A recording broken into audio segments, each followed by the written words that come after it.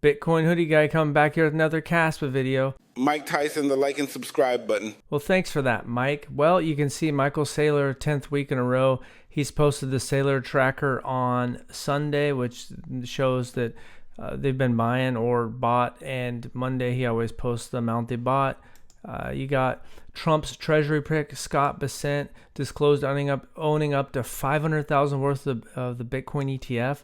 Not Kaspa related in this, but in the sense that what Big Brother Bitcoin does helps all the altcoins. So that's huge. You got the incoming treasury pick owning Bitcoin via the ETF.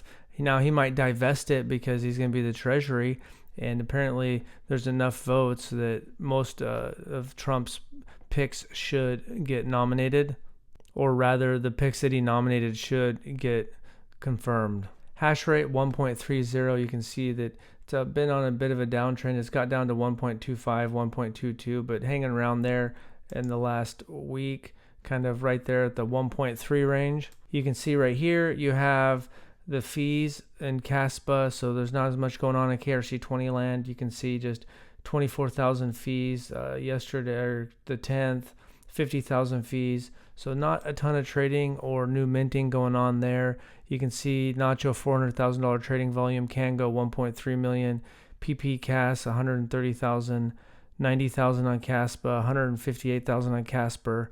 So things have cooled off on that front. Kaspa dominance up 0.89%, so up about 1%. Bitcoin dominance basically about even, just under 58%, up 0.29%. Pi cycle top indicator is the orange line is still converging to the green line. Looks like we have some time on that metric, just one of the metrics I like to keep an eye on. Now this video is kind of more Bitcoin related, but it still ties into the problem. Now the solution, people can debate what the solution is, but it's a pretty good video, and I would say it's worth checking out. What's the problem? And the guy posted it a few days ago, and it's got 28,000 views, but not as many as it should. Basically making a theoretical thing where there's people on an island, is divided into two places, and one has sound money and the other one has money that starts off sound, but they're able to increase the supply.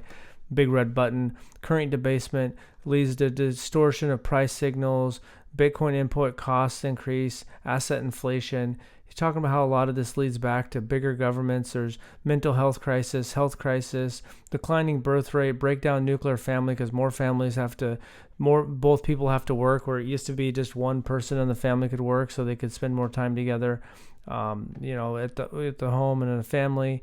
Then they just misallocation of capital, and everything kind of leads back to more money printing. It's a pretty interesting video.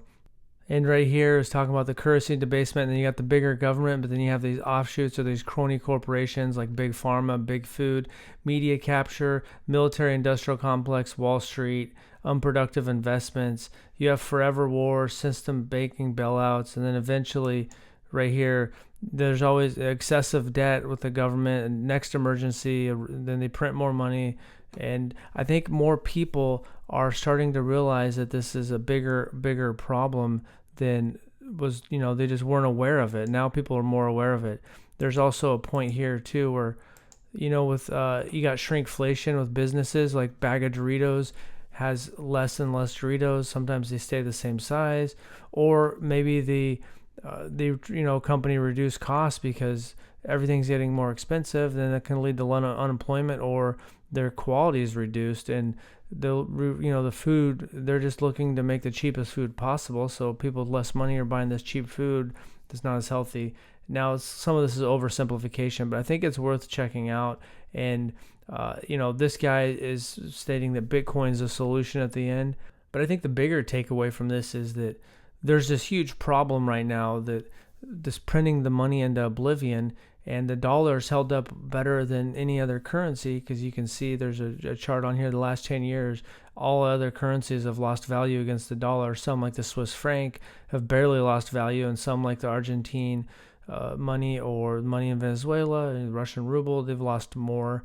And even though it seems like things are starting to stabilize better in Argentina, but there's just a huge problem, and the more people that become aware of that are going to start looking for solutions. And the solutions there's probably maybe going to be more than one, but a fixed supply proof of work decentralized cryptocurrency seems like in the near future is what the solution is. And you're separating money from the government, and they just can't keep printing more. Then they can try to keep the budgets. Maybe it means a smaller government, and we don't necessarily need a government that always keeps getting bigger and bigger and bigger. So it's interesting, and that's all I got for today. So thanks for watching, and have a good day.